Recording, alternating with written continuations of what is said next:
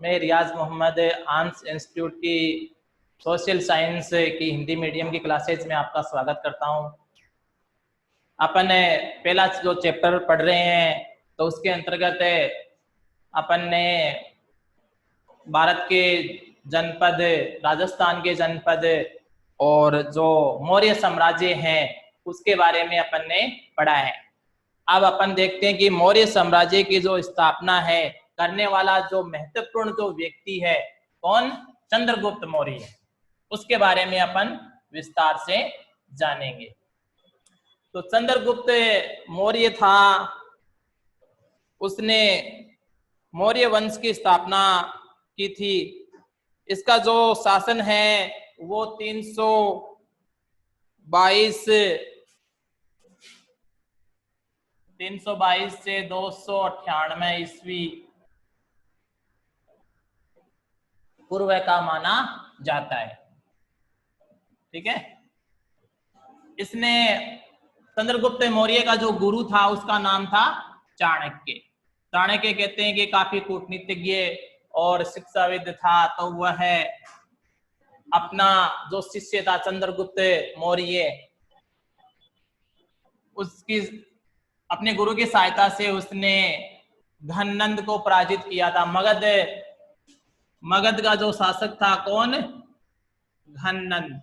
उसको हरा करके मौर्य वंश की स्थापना की थी।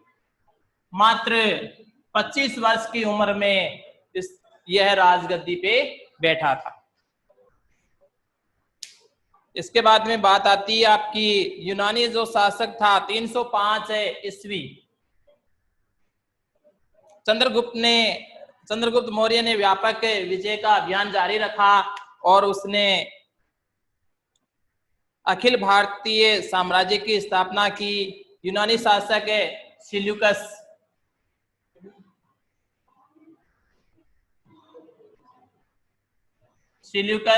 Nicator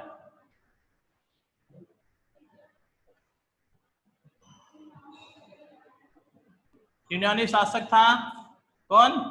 Seleucus Nicator. उसको उसने क्या किया था? हराया था। किसने? चंद्रगुप्त मौर्य ने। चंद्रगुप्त मौर्य ने यूनानी शासक सिल्यूकस निकोटर को हराया था। उसके बाद में संधि हो जाने के बाद सिल्यूकस ने चंद्रगुप्त से 500 हाथी लेकर के क्या किया भाई? कितने हाथी? 500 हाथी। किसने लिए? सिल्यूकस ने। किसके अंतर्गत? संधि हुई थी उनके बीच में। संधि का मतलब समझौता।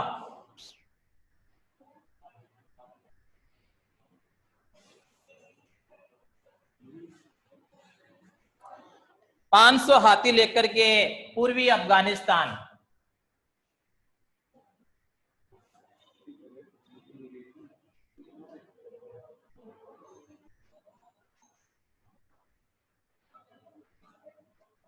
संधि की शर्तें हैं ये।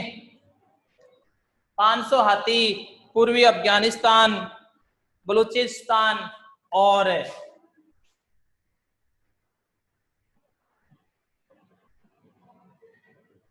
वह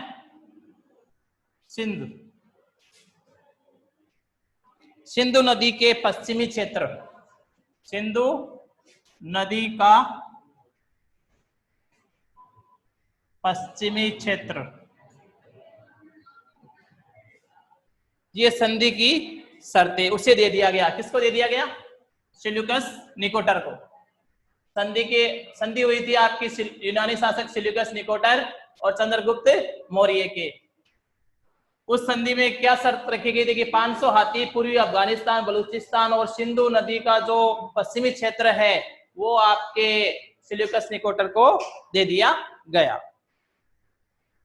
सिल्यूकस ने अपनी पुत्री का विवाह, इस सेल्यूकस ने क्या किया? अपनी पुत्री का विवाह किससे कर दिया? चंद्रगुप्त मौर्य से। चंद्रगुप्त मौर्य से इसने क्या कर दिया? विवाह कर दिया। और मेगस्थनीज था। कौन? मेगस्थनीज। मेगस्थनीज को राजदूत घोषित कर दिया गया। कहा? चंद्रगुप्त के दरबार में। तो आपसे पूछा जाए कि मेगस्थनीज कौन था, तो मेगस्थनीज को यूनानी शासक सेल्यूकस निकोटर ने चंद्रगुप्त मौर्य के दरबार में राजदूत बना करके भेजा था। चंद्रगुप्त के विशाल साम्राज्य में काबुल, हेरात, कंधार, बलूचिस्तान,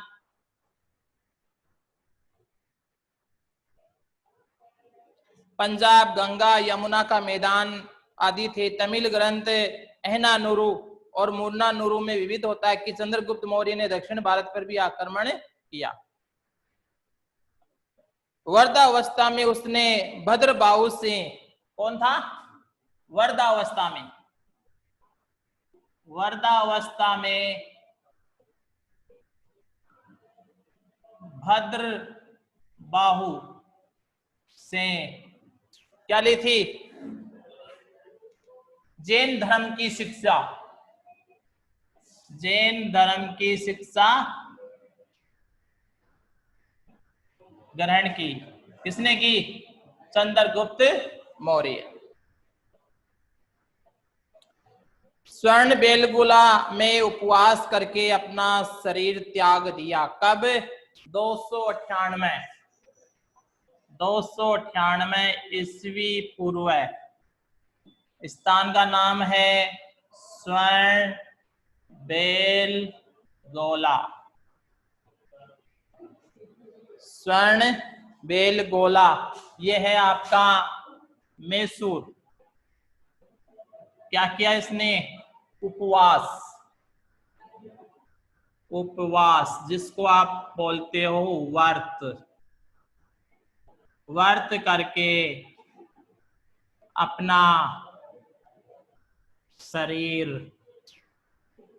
त्याग दिया। ये आपके चंद्रगुप्त मौर्य के बारे में सामान्य सी जानकारी है।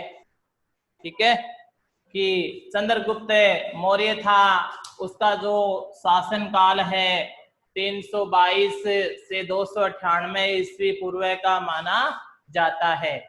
उसने मौर्य वंश की स्थापना अपने गुरु चाणक्य की सहायता से मगध का जो शासक था घननंद को पराजित करके मौर्य साम्राज्य की स्थापना की थी। मात्र 25 वर्ष की उम्र में ये राजगद्दी पे बैठा था। यूनानी शासक जो सेल्यूकस निकोटर है उसको चंद्रगुप्त मौर्य ने पराजित किया था और संधि हुई थी। उस संधि के अंतर्गत क्या शर्त रखी गई थी कि 500 हाथी पूर्वी अफगानिस्तान, बलूचिस्तान, सिंधु नदी का जो पश्चिमी क्षेत्र है वो सेल्यूकस निकोटर को दे दिया गया। सेल्यूकस ने क्या किया था? अपनी जो पुत्री है उसका विवाह चंद्रगुप्त मौर्य से करा दिया था। मेगस्थनीज को चंद्रगुप्त मौर्य के दरबार में राजदूत घोषित किया गया था। कई बार प्रश्न पूछ लिया जाता है कि मेगस्थनीज कौन था। तो मेगस्थनीज यूनानी शासक सेल्यूकस निकोटर का जो सेनापति था उसको चंद्रगुप्त मौर्य के दरबार में राजदूत के रूप में नियुक्त किया गया था। वर्धावस्था में आपके जो चंद्रगुप्त मौर्य हैं उन्होंने भद्रबाहु से जैन धर्म की शिक्षा ग्रहण की थी। 298 ईस्वी पूर्व स्वर्ण बेलगोला जो मैसूर है वहां पर वो क्या करते हैं? उपवास या व्रत रख करके अपना शरीर को त्याग देते हैं। Thank you. वीडियो को शेयर और लाइक कीजिए।